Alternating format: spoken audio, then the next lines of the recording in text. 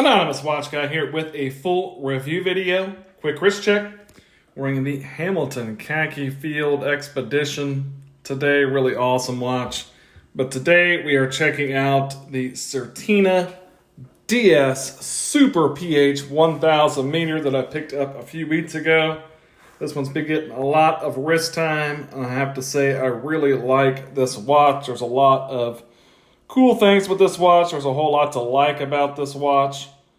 And I think if you're looking for a deep diver, something with a little bit of retro styling, this might be a good choice for you.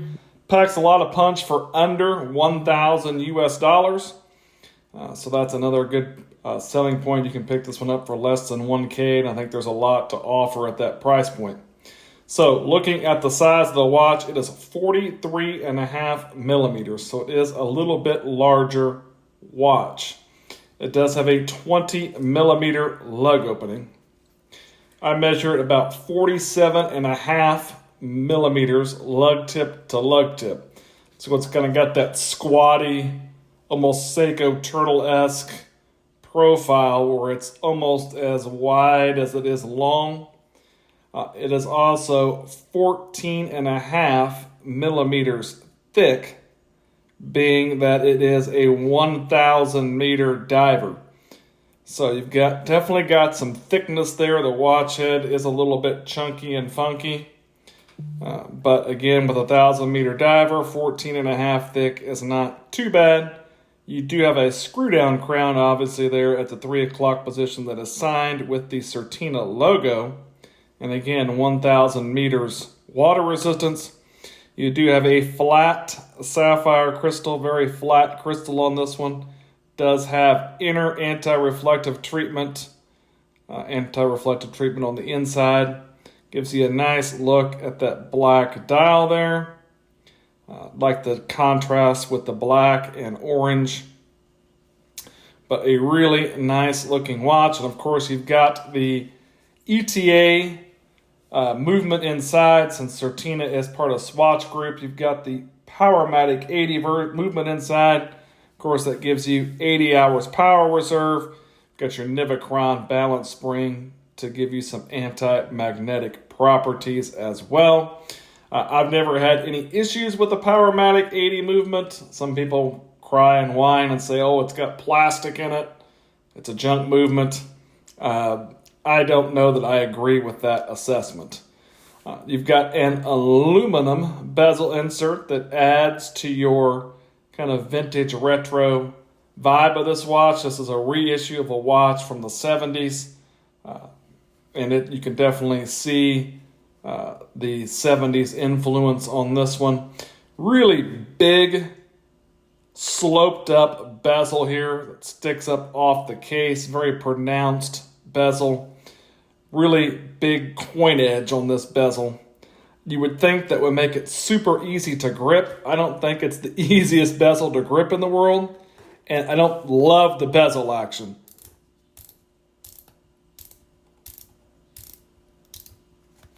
I believe it's 120 click. It might be 60 click. It's hard for me to tell sometimes. Usually it's pretty easy to tell. And as you can see, there's play in this bezel. There's quite a bit of play in this bezel, honestly.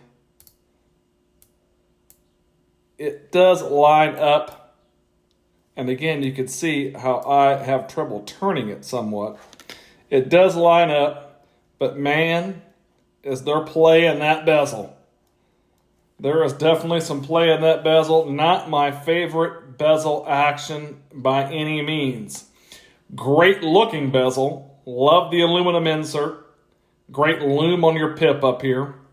Love the look of the bezel on the case. I think it looks great.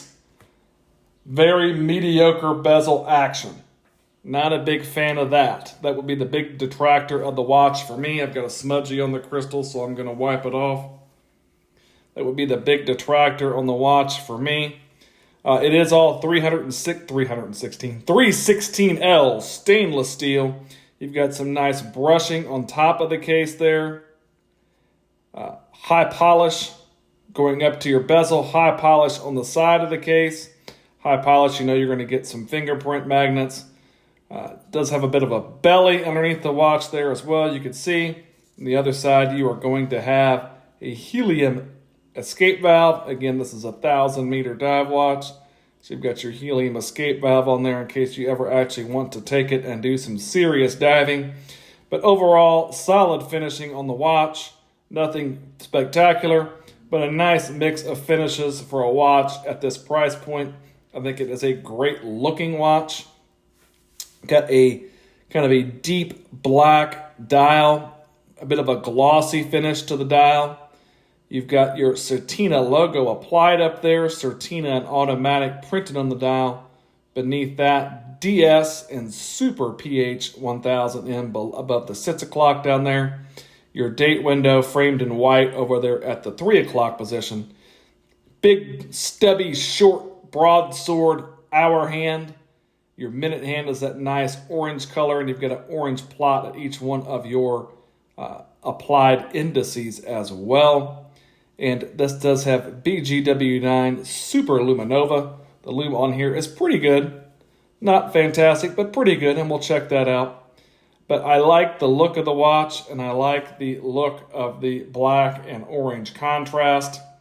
The strap that it comes on is okay. It's kind of a nylon feeling strap. You've got some rubber reinforcement on your holes here to keep them from going bad and wearing out.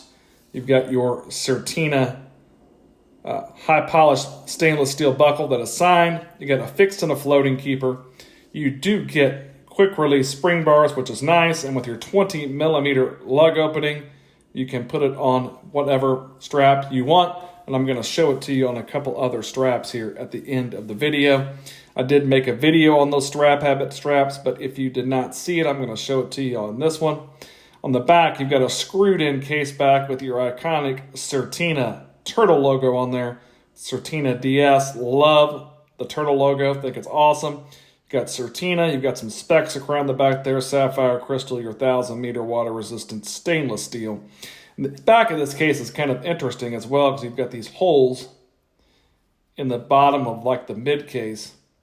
I don't know. You can see they go down pretty deep. I don't know if that helps with the water resistance, helps with the overall weight of the watch. It is a bit chunky and funky, and it feels a little bit hefty in hand. Not so hefty on wrist. It wears pretty comfortably, but on the strap, you can tell it's a substantial watch head. But I don't know what the purpose of those cutouts are. If anybody knows, you can leave it in the comments.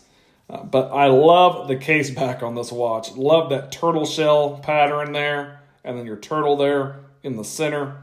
Think it's just super cool. Definitely adds to the watch. A lot to like about this watch. I think it has a solid movement.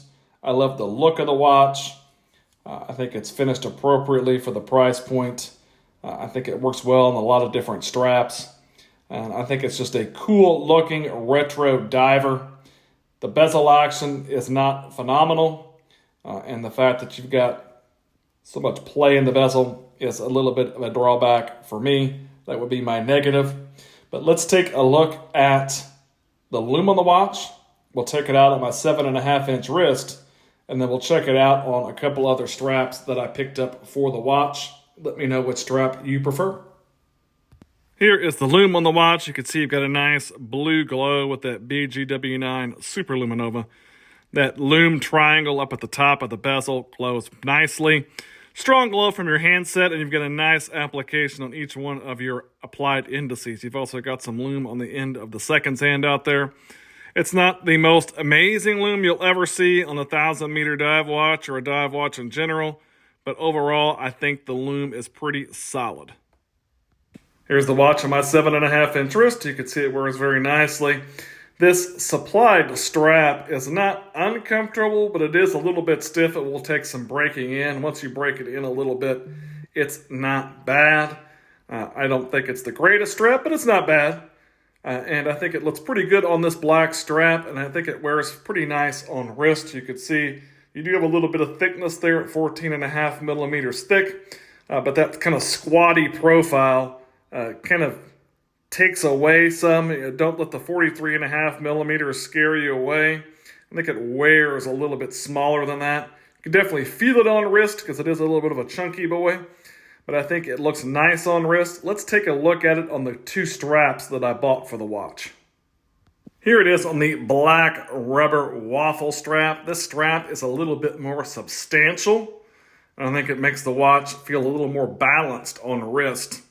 I think this black rubber strap looks really good on the watch. This is a strap habit strap. I did make a video on both of these straps, but there you can see the watch on the black rubber waffle strap. Let's take a look at it on the orange tropic strap. This is the strap I've worn it on the most, and it's probably my personal preference. It may be too much orange for some people, but I think it helps that orange minute hand and the orange highlights on the dial stand out, brings those out. I think it looks really good with the orange and black contrast. But overall, a pretty solid watch, a cool retro diver from Certina, a brand that probably doesn't get enough love, especially here in the US. The Certina DS Super PH1000M. If you liked the video, give me a like, maybe subscribe to the channel. And as always, thanks for watching.